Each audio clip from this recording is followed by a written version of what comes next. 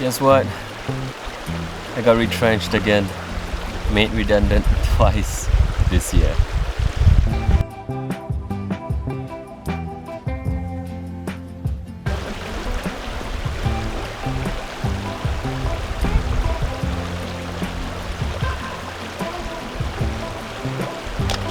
So my days in Shepparton are numbered. I've been here for about 6 months now. 2 months as a volunteer, and then after that I was helping with coordinating the volunteers for about 4 months. And 1 week ago they told me they no longer need volunteers, therefore they no longer need me, a volunteer coordinator, which means I've been made redundant again, the second time this year. So I will be continuing my travel on a bicycle soon in 1 to 2 weeks time. Yeah, I'm excited for it, but at the same time, getting retrenched twice a year is not fun. So when I first got this role as a volunteer coordinator, I was pretty excited about it because it was just nice that the previous coordinator left, and I was there to fill up the spot. And I was excited about it because, for one thing, having spoken to the founder of Shepparton and discussing his visions for this space, I was quite excited to hear that there were more to be done as a volunteer coordinator instead of just bringing volunteers in and then distributing the task. And that was one of the reasons why I took up this role. At the same time, it was quite exciting to be working in a different environment with different people and different kind of hierarchical structure. So here it's a bit more horizontal than vertical. But horizontal structure, as ideal as that sounds, it's not fun to work with. It's almost having no structure, not knowing who's making the decisions, not knowing who to go for to get certain things done. So it is a bit messy and it takes getting used to, because from how I've been working, it's always been pretty straightforward. You know where to go to get what things done. But over here, everything is kind of grey, and you need to navigate around to know how things are done and how you want to get things done. And even so, many things might not get done. So being here for the past 4 months has a lot of ups and downs, and I think that's one of the big reasons why I haven't been vlogging for those months, just because there was a lot in my mind how to set out to achieve what I want to achieve as a volunteer coordinator, and I had to prioritize my role, therefore I set aside the vlogging. So one of the things that they want to do, or at least one person wants to do, is get volunteers to start creating again, to be creative, to be able to contribute more than just doing menial tasks. And I was set out to do that, but not without resistance. The hierarchy is horizontal.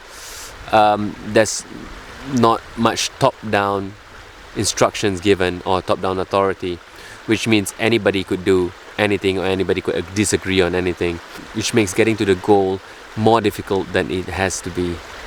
But all that aside, it was an enjoyable experience, at least the past 4 months or 4 to 6 months. It has been enjoyable. I learned a lot, I met a lot of people, I learned to manage my own emotions and to navigate certain scenarios, situations over here.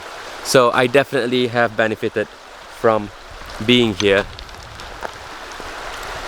So now, that aside, I have to prepare to leave here, and I'm not exactly prepared to cycle in winter, so that's when a lot of planning comes in. I have to go to Tbilisi for a couple of times to get all my winter gloves and all the stuff that I need to get to cycle. And I thought I was going to spend winter over here so I could do a bit of self-study, but that is not to be, and that is not the case. So now I have to adjust, as what traveling is all about, adjusting, and get ready to leave this place with a peace of mind and towards a different adventure, or at least the adventure that I was initially planning to.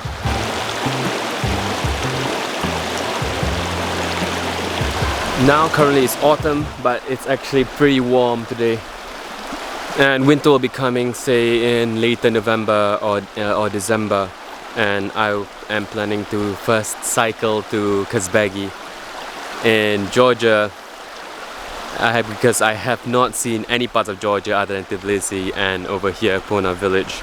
So I thought, you know, since I'm gonna cycle, at least I'm gonna see Kazbegi, like one of the more renowned places in Georgia.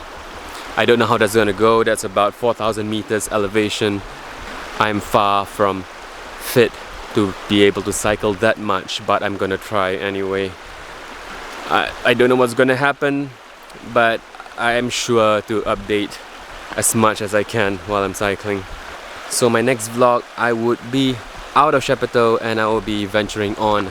My plan is to do the typical route of from Georgia. I'm going to go down to Armenia, Iran and Pakistan, but I'm not sure because my funds are running out and I'm not sure how much it takes to bike pack. Some say it's really cheap, some say there's a lot of unseen cost and money spent, but we'll see. I'm just winging it. I'm not an experienced bikepacker, not an experienced traveler, but you know what, never say never. Now I'm currently packing my bag slowly because I'll be leaving here in about 1 week, 1.5 weeks, depending how things go. And I'm struggling to keep my weight low. I'm trying my best to put everything into 4 pannier bags except for my tent and my sleeping bag.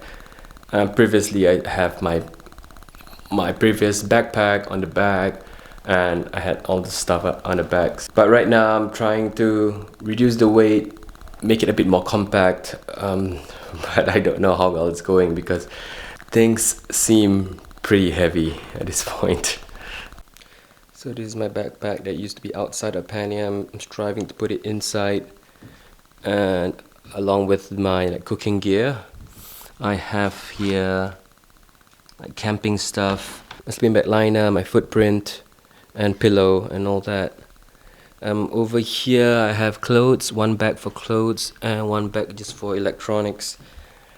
I have my shovel and a rain cover, I have my mini stool, the toiletry and a bicycle helmet I just bought, which I feel now is really important. And yeah, all this stuff. So I'm thinking all this stuff I'm gonna leave it here. So over the past couple of weeks I've been dropping by Tbilisi to get stuff for my bicycle. I've cycled only for 3 days from Tbilisi to Shepparton. From what I learned during the 3 days, I'm trying to make cycling a bit more convenient, a bit more specialized. And I bought certain things that I think added a bit more weight, but at the same time it's a bit more convenient. Like I bought a 40,000 milliamp power bank, and I think that's gonna save me quite a bit of trips to places to charge my stuff, so I could charge my phone, charge my camera and all that while I travel. So I bought this water bottle bag to put in front, one for my water bottle, the other one I could just put my sunglasses, my gloves and all that. So I think that should be convenient. I've actually fastened my Insta360 selfie stick over to this handle, so when I cycle I could just pop my Insta360 in the front and I could get some footage from there. I didn't really want to spend much money to buy additional accessory for here. So I've also increased the volume for my frame bag. I also bought an Osprey 2.5 liter water bag to put it here, because I really don't want to be stranded and not have water. I'm not sure how practical it is. I've also invested in some pedals over here, pink pedals. There's a bicycle shop in Tbilisi that was having a clearance sale, so I decided to buy it. It was like 45 lari, which is I guess maybe 18 US dollars. Seems okay. The previous one was one of those smooth stock pedals, and I felt I needed a bit of traction, and this seemed to be the right fit. So that's what I'm preparing so far. Hopefully I'm not sure whether I'm able to reduce the weight from what I had before, just because of all the things that I bought, and I don't think it offsets what I'm leaving behind. But at least if I'm able to make it more compact, more lower center of gravity, then maybe cycling will be easier. I'm honestly a bit apprehensive about cycling to Kazbegi because it's like a couple of thousand meters elevation, and I don't know I have the fitness for it, but I really feel like I should at least try to cycle there.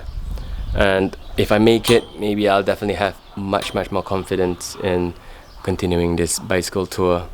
But you know what, never say never, and I'll update you on that next time. If you're interested to follow my new phase of journey, which is bikepacking, like and subscribe below or follow my Instagram. Otherwise, I'll see you again, like with any other travelers I meet.